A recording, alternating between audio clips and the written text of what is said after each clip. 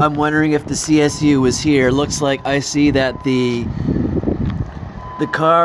windows are shut. There's no light in the car, and so 00517 is the car.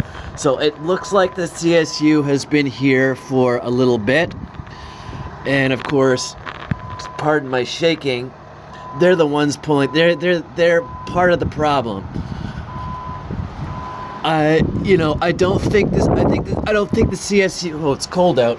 I don't think the CSU just pulled up here like the fire truck did. I could be wrong.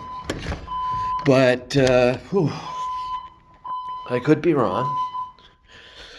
But no, the CSU is a frequent supporter of the people pulling the alarm. And I know for a fact that, they know who's doing it. Everybody knows who's doing it. They refuse to put CCTV cameras in the hall, and, it's suspicious. I mean, when the CSU comes at night, the fire alarm goes off.